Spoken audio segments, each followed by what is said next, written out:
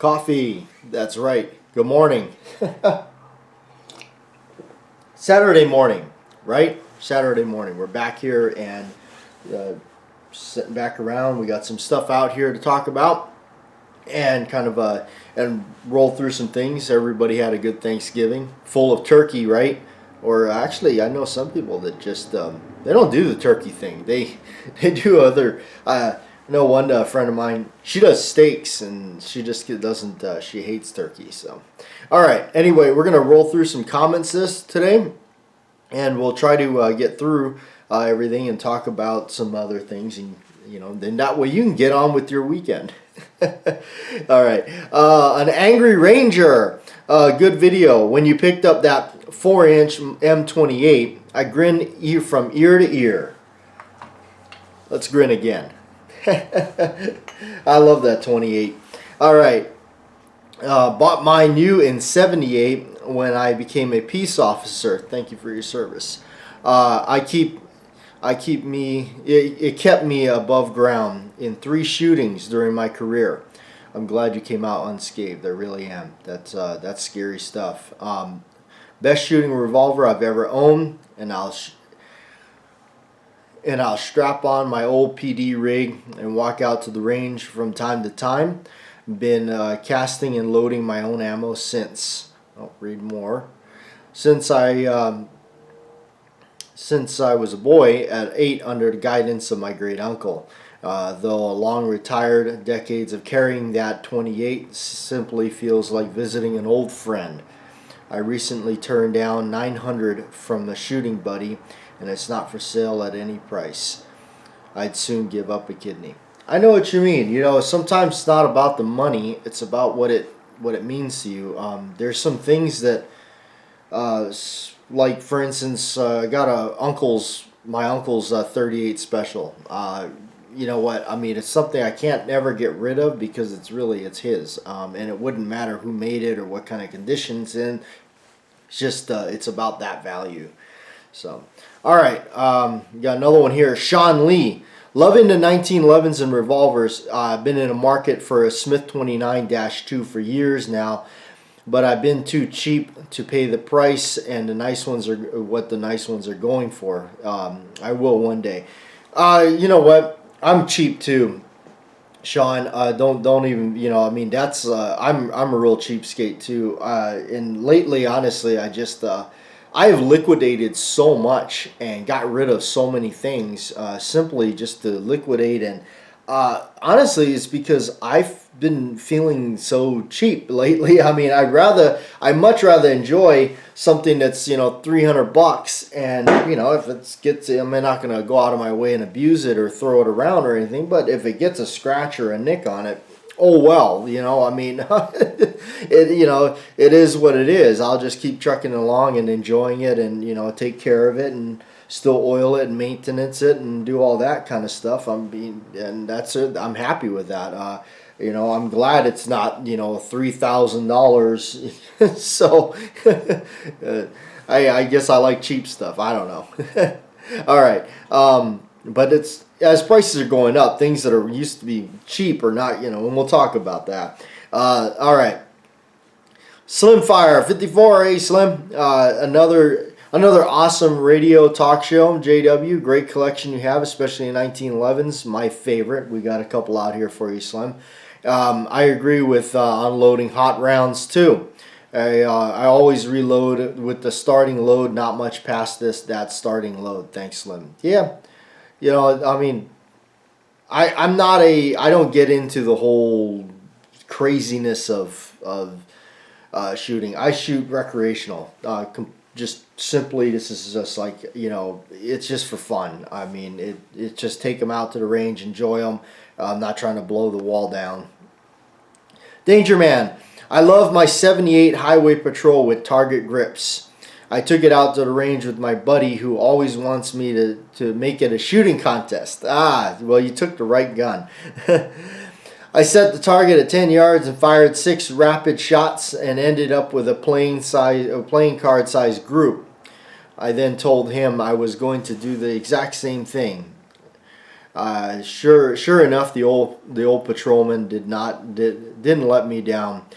He declined going shooting with me next time I invited him. The end frame is built like a tank, and because it's so heavy, it tames the recoil. It's one of my favorite revolvers. Yes, it does. It does. You're right about that. The recoil is so tame when you're shooting it. Stephen K., thanks for the good show and advice. That 81 Colt Series 70 Government is still available. I did just sell a Browning Auto 5 shotgun for a slight profit, and I'm going to see if the shop will budge on the price. If not, I'll walk. This local shop is one I bought a lot of guns from for over the years. I know the owner well and the guys that work there on some guns. He will do a horse trade and others not so much. Thanks again. Stay well. All right, well, hope you end up with it. Really do.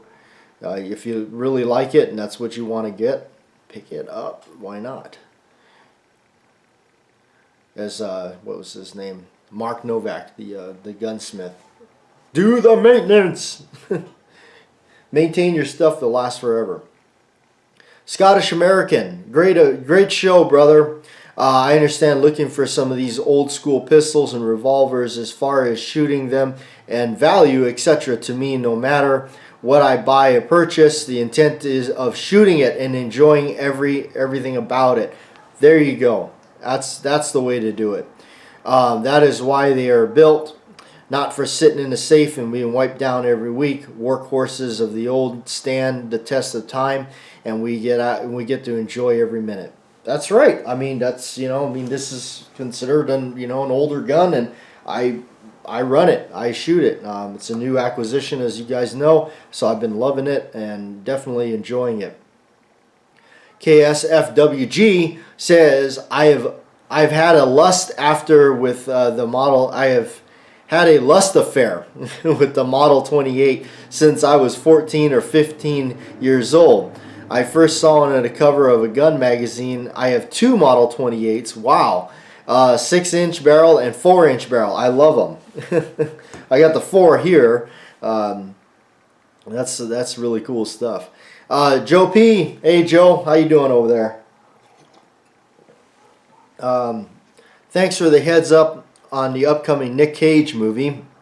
There are rumors he might do a third National Treasure as well. Oh. I like Nicolas Cage. He's... but I wasn't too thrilled with that last one. Anyway, Jerry Johnson, the second is one sweet Smith & Wesson Model 28 revolver, Batjack JW. Thank you. Lion Quest Fitness, the same for me. I want to be able to shoot my guns occasionally, no matter the collector's value. I won't buy a gun that couldn't be pressed into service if needed. Yes, I'm with you on that. That's kind of where I'm at. If I can't mess with it, shoot it, or anything like that, I just I'm just getting to the point where I have no real. And I know it's kind of backwards from some stuff. We have a couple of comments that replied back to that. Scottish American says, even my safe queens get shot at least once a year. Collector's value really isn't affected with minimal use and a good cleaning practices, which is true. Some, definitely, but also just bear in mind, if you have like something like used to be like if you had a brand new Colt Python in the box. I mean, this is before the new ones came out, and I think it's still somewhat relevant. If you were to go shoot that, you wouldn't be able to say that it's unfired anymore, and that's where the collector's market kind of lands. So that will hurt you on the price a little bit, but for me, I would be too tempted. I'd have to shoot it. I would have to enjoy it, because if not, what are you holding it for? It feels like you're just keeping it nice for the next owner. Yes, Lion Quest Fitness is a good point. All right, so again, here we're rolling through.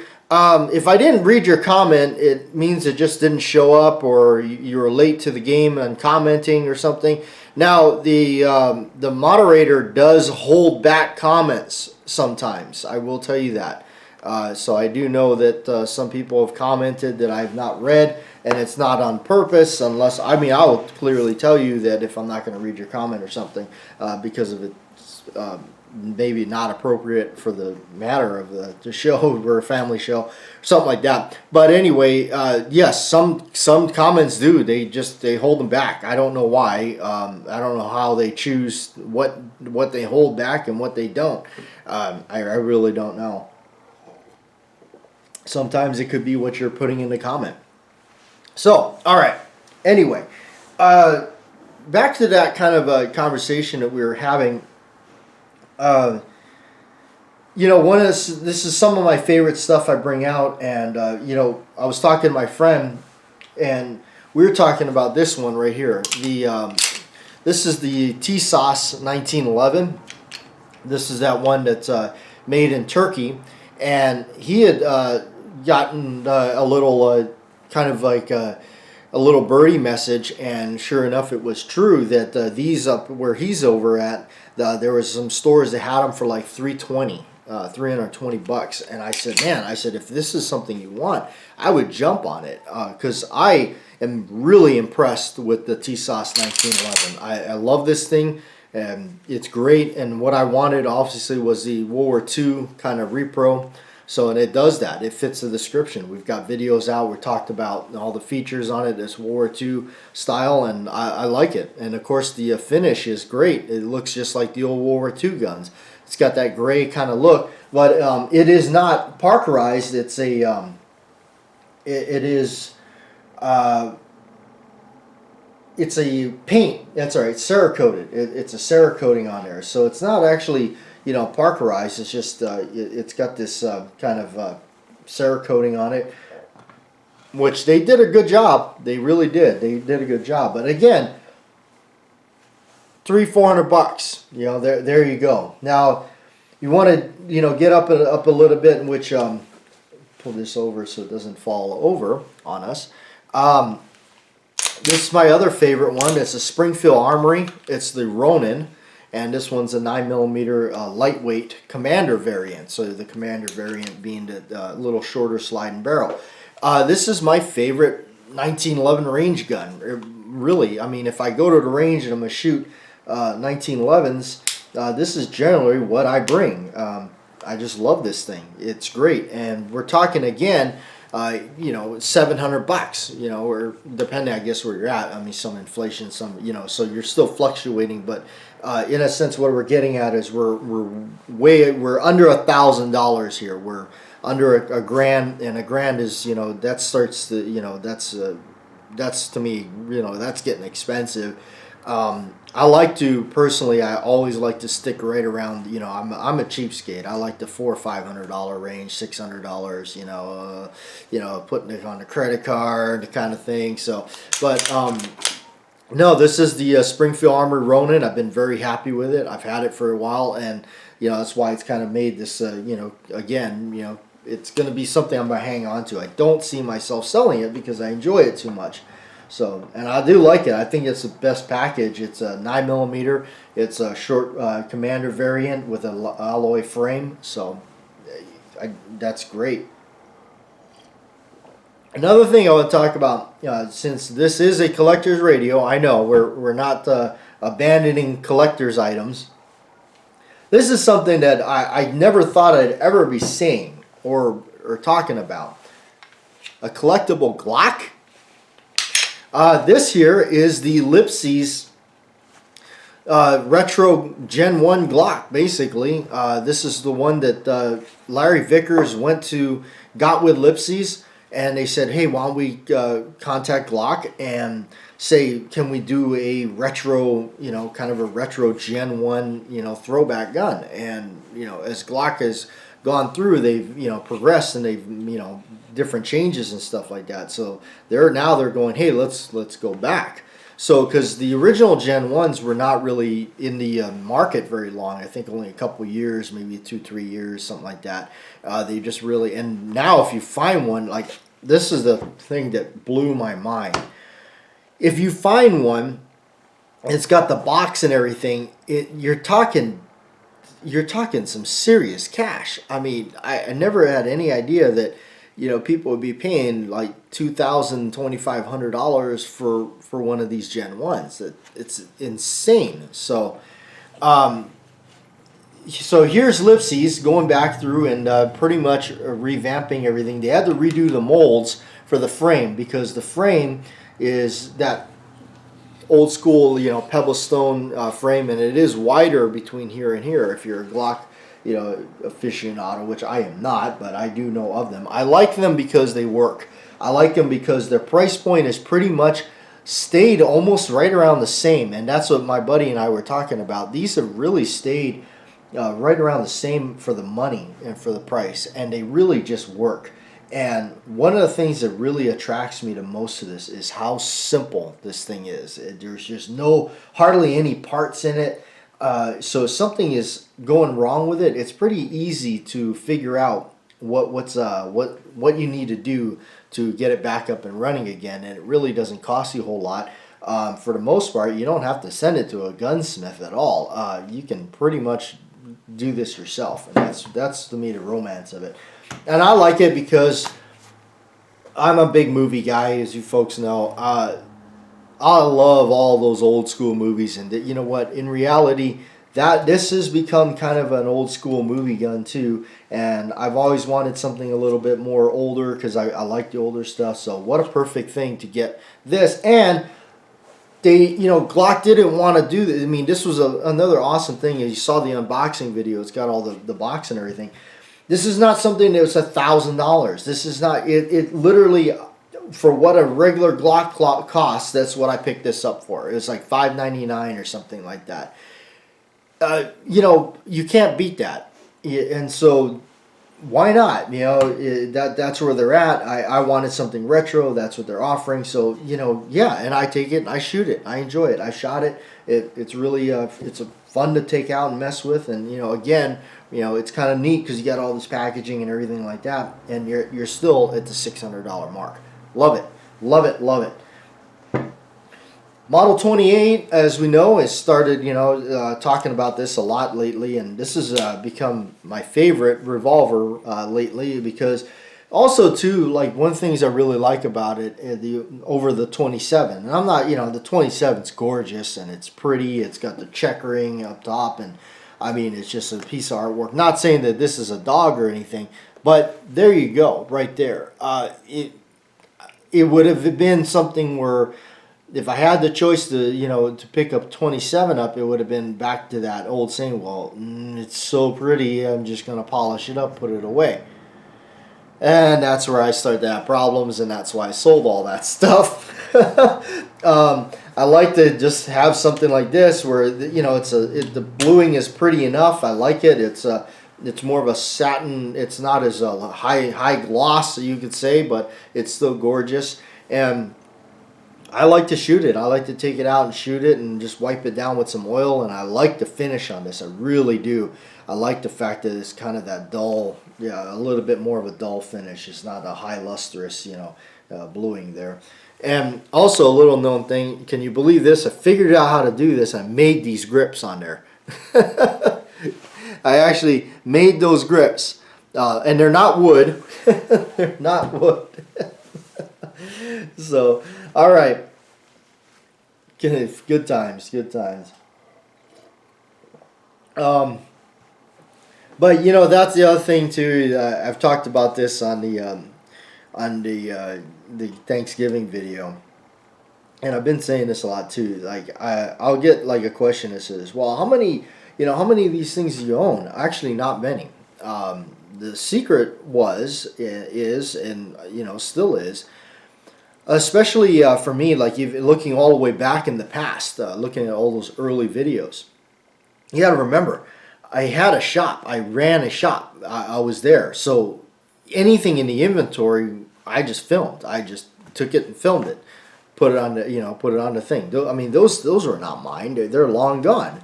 Also, I had a lot of friends. I have a lot of friends that had back on the island.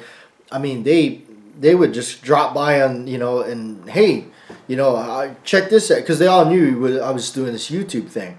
So they said, here, do a video on this, man.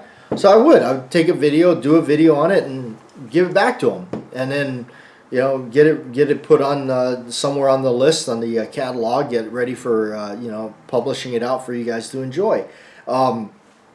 A friend of mine that had another shop nearby. I would go to his shop and I asked him permission. I said, hey, can I come in here before you open and like film some of these, because they're really gorgeous, but I would never have the money to buy it. Oh yeah, absolutely. So I did. So, and then when I came out here, I did the same thing. I went down to a friend of mine's shop after I became good friends with him and asked him if I could film some of his stuff.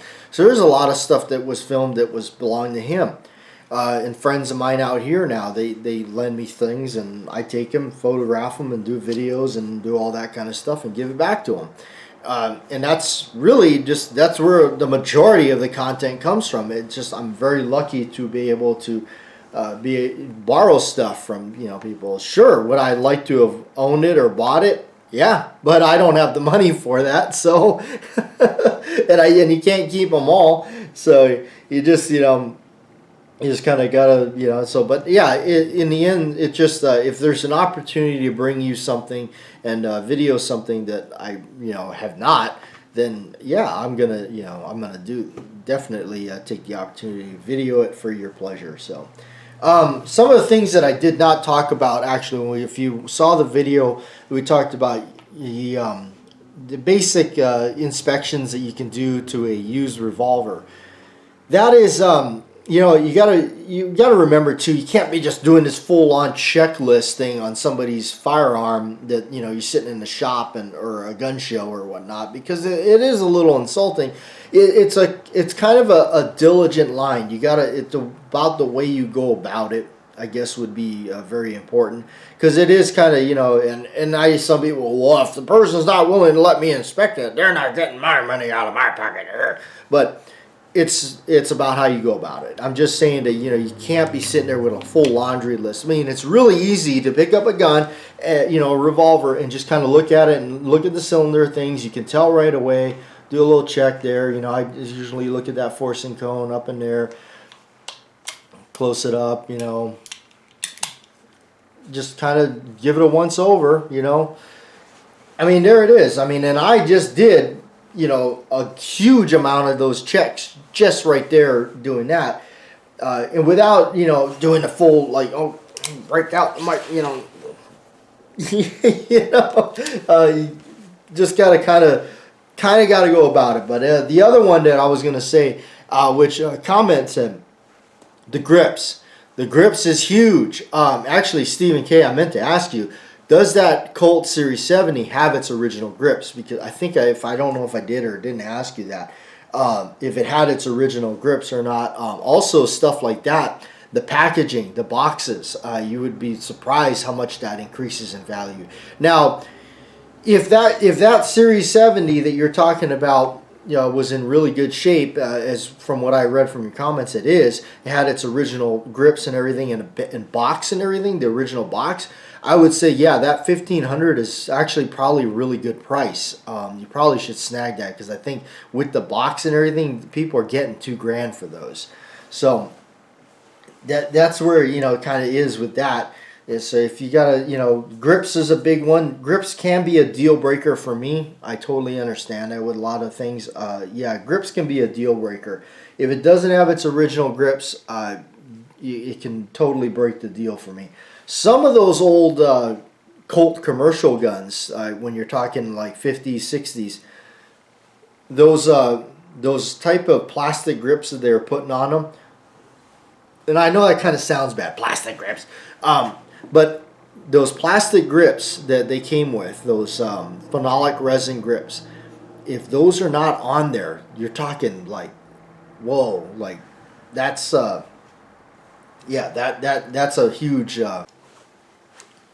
So I'm just a fan of these because of the price point, and they work, and I like the old schoolness of it. Yeah, they're a little finicky to take down. They definitely have a little bit of a quirkiness to them when you take them apart. And there's definitely that. You got to kind of mess with them a little bit, but once you understand what needs to be done with them and how it comes apart and everything, it's fairly simple. I find it, I can do it now once I understand how it works and all that. So there you have it. I'm going to get out of here and let you guys get back to your weekend. So thanks for coming around and tuning in. I do appreciate it, and we'll see you next time.